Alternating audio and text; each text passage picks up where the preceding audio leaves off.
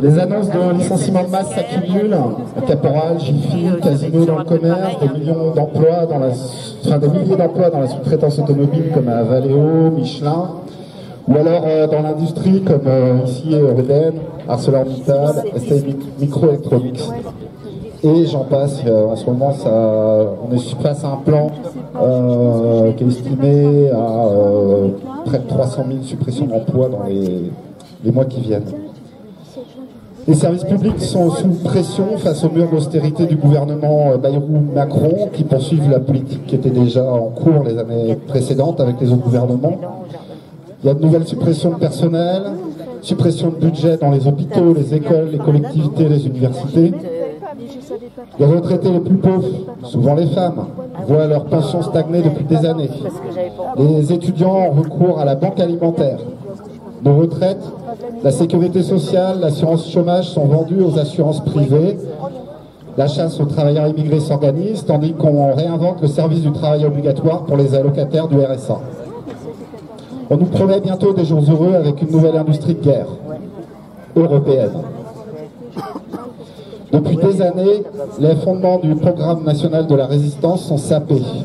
Ce programme avait été pensé pour détruire le ferment du nazisme, du fascisme et de l'État français de Pétain. Les riches cassent sans cesse nos protections collectives, retraite, assurance, maladie, chômage. Cette situation pousse de nombreux travailleurs et travailleuses dans les bras de l'extrême droite, portés par des milliardaires comme Bolloré. Quand il s'agit de sauver les patrons et les milliardaires, l'État dépense sans compter. La crise boursière de 2008 à celle du Covid en 2020, ce sont près de 1000 milliards qui ont été dépensés quoi qu'il en coûte. Ces dernières années, ce sont 200 milliards d'aides directes, de niches fiscales, d'allègements d'impôts, de cotisations sociales qui bénéficient aux entreprises chaque année. Quand il s'agit de payer les pots cassés, les riches font toujours payer les travailleuses et les travailleurs. Blocage des salaires, licenciement massif dans le privé, suppression massive de l'emploi public. Ils démolissent nos services publics, les écoles, les universités, les hôpitaux, les transports. Ils poussent le vice jusqu'à viser en priorité les travailleurs les plus fragiles, cherchant à diviser la classe laborieuse.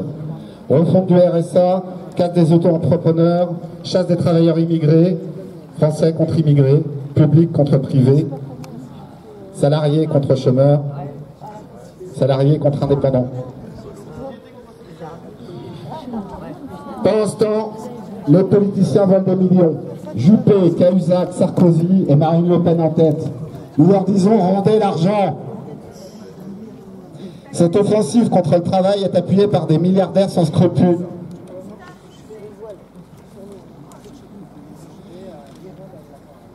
Comme Bolloré qui achète nos journaux, nos télés, nos livres pour ancrer le débat public, toujours plus à l'extrême droite.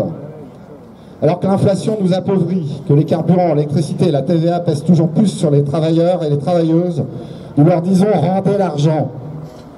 Aux Bolloré, Bernard Arnault, qui gagnent plusieurs SMIC chaque minute, nous leur disons rendez l'argent. Partout dans le monde, cette politique menée par le patronat le plus raciste attaque les travailleuses et les travailleurs.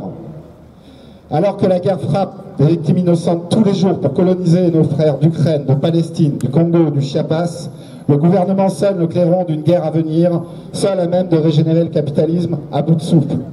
Nos familles ont toutes été durement éprouvées par les guerres passées, le fascisme et son lot de mort, de misère, d'injustice et de destruction.